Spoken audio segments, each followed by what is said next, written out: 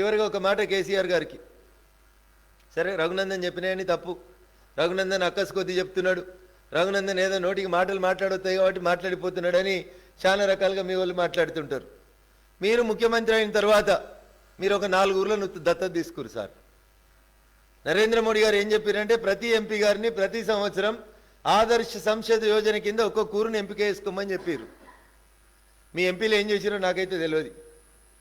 ఇటీవల కేంద్ర ప్రభుత్వం ప్రకటించినటువంటి ఉత్తమ గ్రామ పంచాయతీలలో 10 మా తెలంగాణకు వచ్చినాయని బొచ్చలు కొట్టుకుంటున్నారు ఛాతీలు.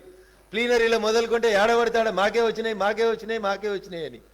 అవి ఒక్క టీఆర్ఎస్ ఎంపీ పనిచేసిన దగ్గర రాలేదు. ఆ వచ్చిన 10 ఊర్లలో 1 కాంగ్రెస్ ఎంపీ పరిధిలో వస్తాయి, మిగతా 2 బీజేపీ ఎంపీల పరిధి లోపల వస్తాయి. 10 ఊర్లు ఉత్తమ గ్రామ పంచాయతీలుగా ఎంపిక కాబడితే ఆ 10 ఊర్లు కూడా 2 బీజేపీ ఎంపీలు 1 కాంగ్రెస్ ఎంపీ పరిధిలో ఉన్నాయి తప్ప మీ టీఆర్ఎస్ ఎంపీల పరిధిలో ఒక్క ఊరు కూడా ఉత్తమ గ్రామ పంచాయతీకి ఎన్నిక కాలేదు కేసీఆర్ గారు. ఇది మీ నాయకుల పనితీరుకి, మీ నాయకుల కమిషన్కి, మీ నాయకుల కకృతి విధానానికి ఇది పరాకాష్ట దర్పణంగా నేను భావిస్తా ఉన్నాను. చివరికి ఒక మాట చెప్దాం అనుకున్నా నేను. మీరు దత్తత తీసుకున్న 4 ఊర్లకు పోదాం, ఎవరినైనా పంపుర్రి. మీరు ఎట్లాగూ రారు, మీకు ఎట్లాగూ టైం దొరకది. మళ్ళీ ప్రగతి భవన, ఫామ్ హౌసా, రెస్ట్ హౌసా, గెస్ట్ హౌసా అంటారు తప్ప మీరు ప్రజలకు వచ్చేందుకు సిద్ధంగా లేరు. కాడికి ఎడుకో పోయిండు. హుజురాబాద్ ఉప ఎన్నిక కంటే ముందు పాసాల మరికి పోయిండు సార్. పాసాల మరికో అన్ని గులగొట్టుర్రు ఇండ్లు, మంచి ఇండ్లు వస్తాయి, కొత్త ఇండ్లు వస్తాయి అన్నాడు. అమాయకులు 4 గులగొట్టుకున్నారు. మంచి రోడ్ అయితే వేసుకున్నారు ఎడికి వాళ్ళ ఫామ్ హౌస్కి. సారు పోయేందుకు రోడ్డు వెడల్పు చేసేందుకు మాత్రం ఇల్లు గులగొట్టుకున్నారు. పాసాల మరికోదామా, లేదా మీరు మొదటిసారి ముఖ్యమంత్రి ఉన్నప్పుడు ఇల్లు గులగొట్టించిన ముల్కనూరు కోదామా? పరదలు కట్టుకొని ఉంటారు దళితులు ముల్కనూరులో ఇల్లు గులగొట్టి 3 ఏళ్ళు అవుతుంది ఇవాళకి. ముల్కనూరు కోదామా, వాసాల మరి కోదామా, ఎర్రవల్లి కోదామా, నర్సన్నపేట కోదామా? సార్ ఎప్పటికీ చెప్తాడు ఈ 4 ఊర్లు నేను దత్తత తీసుకున్న గ్రామ పంచాయతీలు అని. మా మీడియా మిత్రులకు కూడా విజ్ఞప్తి, పొలిటికల్ యాక్టివిటీ 2 రోజులు తక్కువ ఉన్నట్టుందన్న, ఈ 4 ఊర్లకు ఒకసారి మేమే 2 బండ్లు పెడతాం, ఈ 4 ఊర్ల పంట పోయి చూసేస్తే బాగుంటుందని నేను మీడియా మిత్రులకు కూడా విజ్ఞప్తి చేస్తా ఉన్నా. ఎందుకంటే ముల్కనూరులో ఉన్నటువంటి పేద ప్రజలు ప్రపంచానికి వాస్తవం తెలవాలని చెప్పి కోరుకుంటున్నారు, మీడియా రావాలని కోరుకుంటున్నారు. 2 రోజుల క్రితం నేను పోయినప్పుడు చెప్పొచ్చిన వాళ్ళకి, మా టీవీలో అన్నలు మంచోళ్ళు, అందరిని తోలుకొత్తా మీ కష్టం ప్రపంచానికి చూపిస్తా అని చెప్పిన. అందుకని దయచేసి ఒకసారి ముల్కనూరుకు పోయేద్దాం, లేదా వాసాల మరికి పోయేద్దాం. నిన్ననో మొన్ననో ఒక చిన్న యూట్యూబ్ ఛానల్ ఎవరో పోతే వాసాల మరిలో చెప్పారు, కేసీఆర్కో దండం, కేసీఆర్ అభివృద్ధికో దండం, ఆయన రావద్దు ఇటంకల మా ఊరి దిక్కే రానియం ఆయన అని చెప్పారు.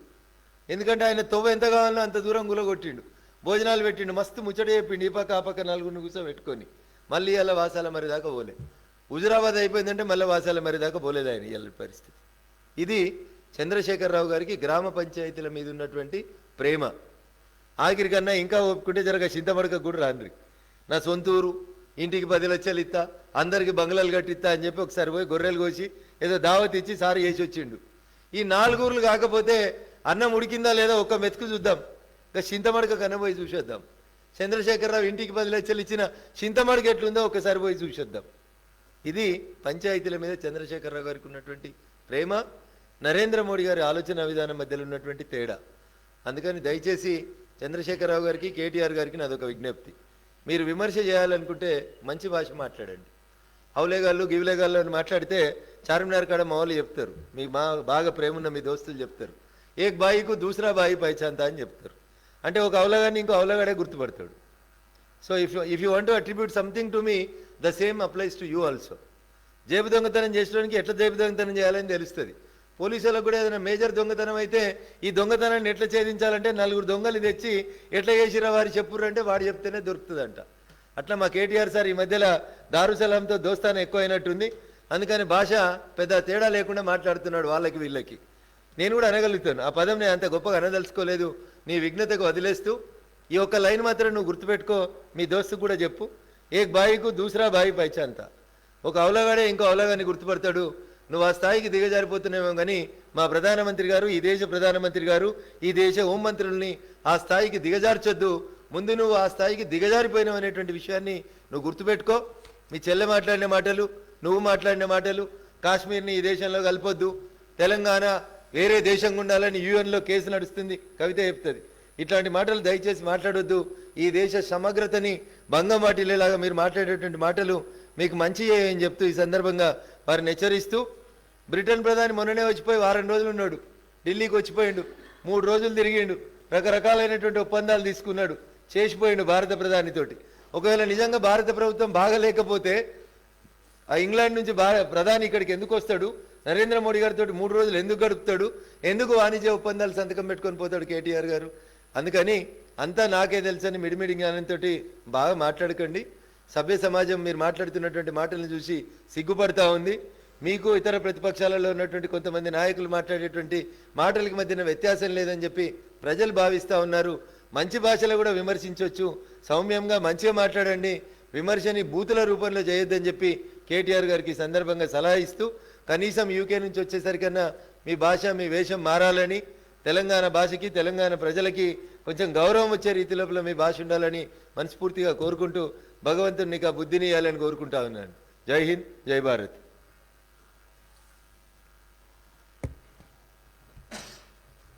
ఏ సంగతి మహేష్ అన్న?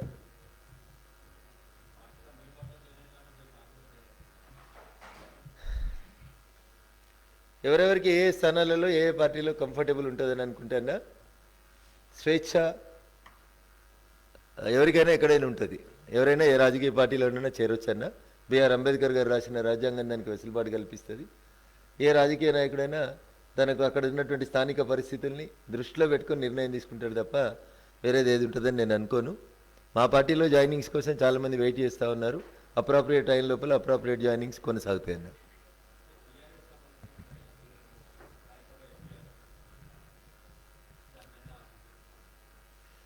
అన్న 3 ఎంపీలు తెలంగాణ ఉద్యమంతో సంబంధం లేనటువంటి 3 వ్యక్తులకి ఒక్క మాటలో చెప్పాలంటే ఓపెన్ యాక్షన్లో అమ్ముకున్నారన్న. అతి త్వరలో జరగబోయేటువంటి రాష్ట్ర శాసనసభకి ముందస్తుగా జరిగేటువంటి ఎన్నికలకి వనరులు సమీకరించుకొని వనరులు ఇచ్చేటోళ్ళకి మాత్రమే అక్కడ ఆయన బీఫాములు ఇచ్చినట్టు భారతీయ జనతా పార్టీగా మేము భావిస్తూ ఉన్నాం. ఒక ఆయన కరోనా వచ్చింది, మందులు సప్లై చేయబిడ్డ ఆయన లైసెన్స్ ఇస్తే బీరువాళ్ళలో సంచులు సూట్ కేసులు పైసలు పెట్టుకున్నాయని ఒక ఆయన చంద్రశేఖరరావు గారికి వ్యక్తిగతంగా చార్టెడ్ అకౌంటెంట్. ఎవరెవరు ఆయన దగ్గరికి ఎవరెవరు వస్తారు, ఎవరెవరి దగ్గర బాగా పైసలు ఉన్నాయని టీఆర్ఎస్కి ఎప్పుడెప్పుడు పైసలు అవసరం ఉంటే అప్పుడప్పుడు పైసలు ఇప్పించిన పెద్ద మంచి ఆయన. ఇంకొక ఆయన అన్ని పార్టీలు తిరిగి ఈ దేశంలో జరుగుతున్నటువంటి గ్రానైట్ కుంభకోణంలో సూత్రధారైన ఆయన ఇంకొక ఆయన. ఈ 3 మనిషికి 40 నియోజకవర్గాల చొప్పున వంచుకొని నియోజకవర్గానికి 25 నుంచి 30 కోట్లు పెట్టుబడికి సమకూర్చుకోవడానికి ఈ 3 రాజ్యసభ సీట్లను ఇచ్చిండు తప్ప ఏ ఒక్కటి కూడా తెలంగాణ ఉద్యమకారునికి ఇవ్వలేదు. నీకు శంకరమ్మ తల్లి ఎందుకు గుర్తుకు రాలేదని అడుగుతున్నాను నేను. త్యాగాలు చేసిన అమరవీరుల కుటుంబాలు ఎందుకు గుర్తుకు రాలేదు అని అడుగుతున్నాను. ఉద్యమాలు చేసిన ఆయనని పక్క రాష్ట్రమైన గుర్తుపట్టి ఇచ్చిండు. పక్క రాష్ట్రమైన ఒక ఆయన గుర్తుపట్టి ఈయన పొద్దుగాలైతే బీసీల కోసం కొట్లాడుతుండు పాపమని పిలిచి పిల్లల్ని ఇచ్చిండు ఆయన. మరి నువ్వెందుకు చేస్తలేవు? నీకెందుకు గుర్తుకొస్తలేదు? ఈ రాష్ట్రంలో కూడా అనేక మంది సామాజిక స్పృహ ఉన్నటువంటి ఉద్యమకారులు ఉన్నారు, తెలంగాణ ఉద్యమకారులు ఉన్నారు, మేధావులు ఉన్నారు. పెద్దల సభ అంటే ఎక్కువ పెద్దలు బాగా సూట్ కేసులు మోసుకొచ్చిన వాళ్ళు పెద్దోళ్ళు కాదన్న. పెద్దల సభకు పోవాల్సిన వాళ్ళు ఇంటలెక్చువల్స్ పోవాలి. ఈ దేశ స్థితిగతుల గురించి ఆలోచించే స్థాయి ఉన్న వాళ్ళు పోవాలి. సూట్ కేసులు తెచ్చేటోళ్ళని పెద్దల సభలకు పంపుడేందన్న. ఒక్క తెలంగాణ ఉద్యమకారుడికి ప్రతిసారి అగ్రకులాలకేనా అన్న సీట్లు, మెజారిటీ సీట్లు అగ్రకులాలకే ఇచ్చుకుంటూ పోతా ఉన్నాడు. నిన్ననే ఇందిరా పార్క్ దగ్గర ధర్నా అయింది. ఎస్సీ ఉపకులాలలో 57 కులాలు అడిగినరు. కేసీఆర్ గారు గొప్పగా చెప్తారు కదా, 185% బీసీలు, ఎస్సీలు, ఎస్టీలు, మైనార్టీలు ఉన్న రాష్ట్రం. మరి ఎందుకన్నా ఒక ఎస్సీకి ఇవ్వలే, ఒక ఎస్టీకి ఇవ్వలే? ఎందుకు ఇవ్వలేకపోతా ఉన్నారు మీరు? ఎందుకు అగ్రకులాలకే ఎందుకు ప్రాధాన్యత వస్తూ ఉంది? అది అగ్రకులం అని కాదు, పైసలు ఉన్నోళ్ళు పైసలు లేనోళ్ళు 2 కులాలు. పైసలు ఉన్నోళ్ళకి మాత్రమే ఆడ బీఫామ్లు ఇస్తున్నట్టు కనబడతా ఉంది. ఇది పూర్తిగా రాష్ట్ర ప్రభుత్వం చేసినటువంటి అనాలోచిత చర్య, తెలంగాణ ఉద్యమకారులకు అవమానకరమైనటువంటి చర్య. అమరవీరులను కూడా పూర్తిగా విస్మరించిండ్రు. ఇది బాధాకరమైనటువంటి విషయం. పెద్దల సభకి విఘ్నుల్ని పంపాలని కోరుకుంటున్నాం తప్ప సంచులున్నలను పంపాలని కోరుకోవడం తగదనేది భారతీయ జనతా పార్టీగా నా అభిప్రాయం.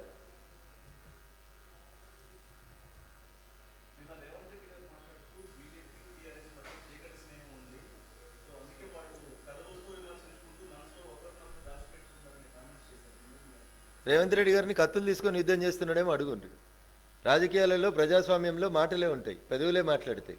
కత్తులు తుపాకులు మాట్లాడాయి, నోట్లు మాట్లాడాయి. నోట్లు మాట్లాడితే కేసులు అవుతాయి, ఓట్లకు నోట్లు వస్తే కేసులు అవుతాయి, జైలుకు పోవాల్సి వస్తుంది. మాటలతోటే నడుస్తుంది. ప్రజాస్వామ్యం అంటేనే మాటలు. డెమోక్రసీ ట్రూ స్పిరిట్ అంటే ప్రధాన ప్రతిపక్షం విమర్శిస్తుంటుంది, పాలకపక్షం జవాబు చెప్తుండాలి. మాటలు కాకపోతే ఏముంటాయన్నా? కత్తులోడుకొని కొట్టుకుంటారు. ఏమన్నా రాజులు రాచరిక వ్యవస్థన? డెమోక్రసీలో మేము ఏం చేస్తున్నాం అనేది ప్రజలకు చెప్తా ఉన్నాం, పాలకపక్షం చేస్తున్న తప్పుల్ని ఎండగడతా ఉన్నాం. మాటలు కాకపోతే ఏముంటాయన్నా? వాళ్ళ అధికారంలో ఉన్న ఛత్తీస్గఢ్లో ఏం చేస్తున్నారు?